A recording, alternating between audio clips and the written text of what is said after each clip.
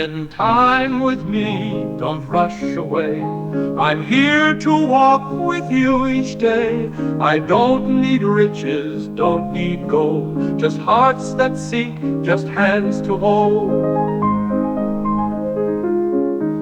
You're working hard, you're running fast, chasing dreams that never last. But child, I'm calling, can't you see? It's time you spend your time with me.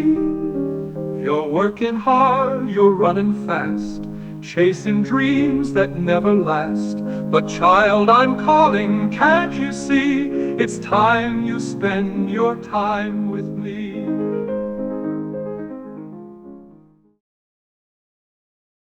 Welcome to Awakened Pursuit. In this 10-part series, we'll journey through my personal story of how ignoring God's guidance in relationships led me down a path I never expected. Through moments of hesitation, missed signs, and choices rooted in disobedience, I learned firsthand the emotional and spiritual consequences of straying from God's plan. But as you'll see, there is always hope, healing, and restoration when we turn back to Him. This series is a heartfelt call to consider God's voice in every decision, especially in our relationships, and to understand the life-changing importance of obeying His guidance rather than following our own desires.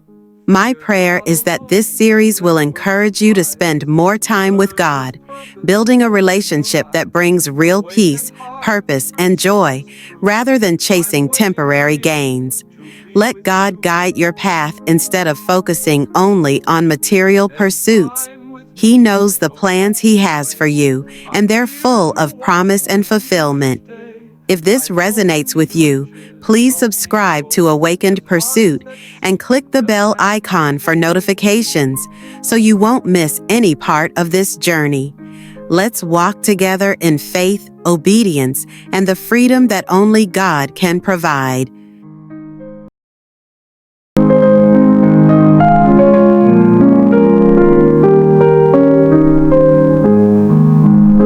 Fear God alone, let worship rise, serve His purpose, open your eyes. Awaken hearts, pursue what's true. I'm waiting here to be with you. Spend time with me, don't rush away. I'm here to walk with you each day. I don't need riches, don't need gold, just hearts that seek, just hands to hold.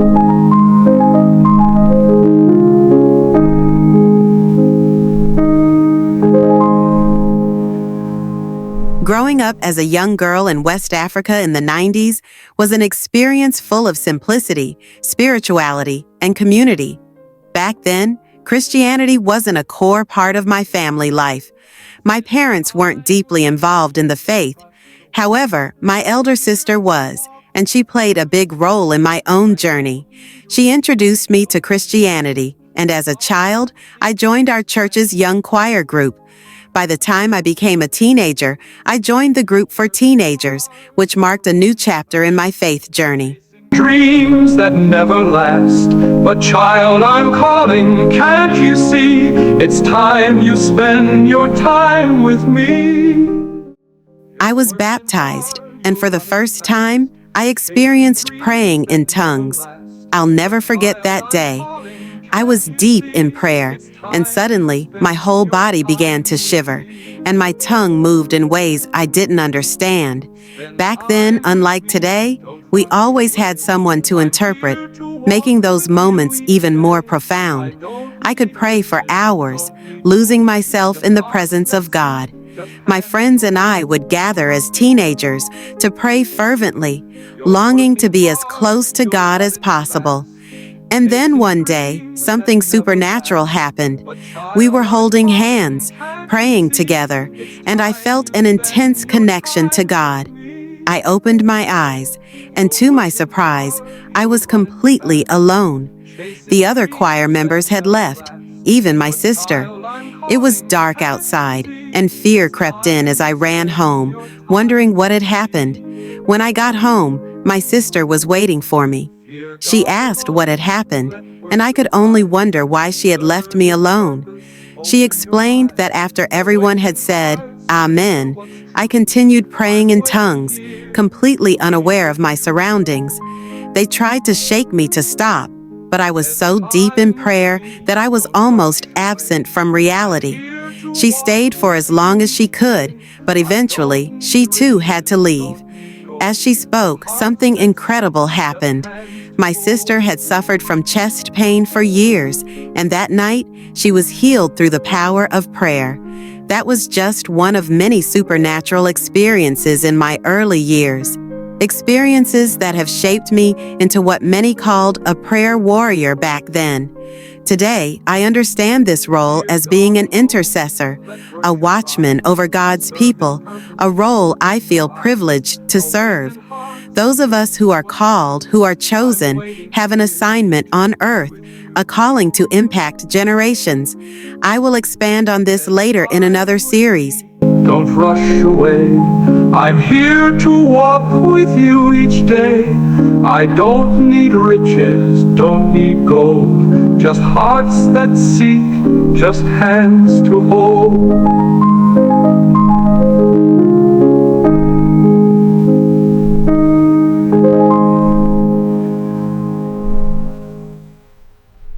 The Bible has much to say about obedience, and likewise about disobedience. Disobedience isn't just a simple misstep or ignoring a guideline. In the eyes of God, it's a serious departure from His will and purpose for our lives. In 1 Samuel 15:22-23, we see that disobedience is described as rebellion and compared to the sin of witchcraft. God takes obedience seriously because it aligns us with His divine purpose, while disobedience takes us off His path. Disobedience pulls us away from the blessings that come with walking closely with God. In my own life, I've seen how disobedience can cloud clarity, bring confusion, and even lead to painful consequences.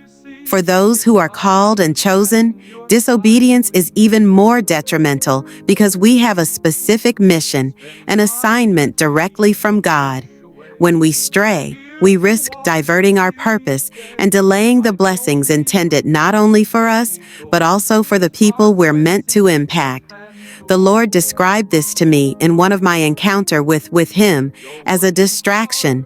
When we disobey, we give the enemy room to work against our mission. Jesus explained the importance of obedience to God when He said, "If you love me, keep my commands." John 14:15. Obedience is a reflection of our love and trust in Him. It's the mark of true faith, an outward sign that we believe God's ways are higher than our own. When we obey, we align with God's plan. He guides us, protects us, and uses us for His purposes. Obedience keeps us in alignment with God, which in turn allows His blessings and protection to cover our lives. It doesn't mean the path is easy or that we won't face challenges, but when we're in obedience, we have peace, direction, and strength that only God can provide.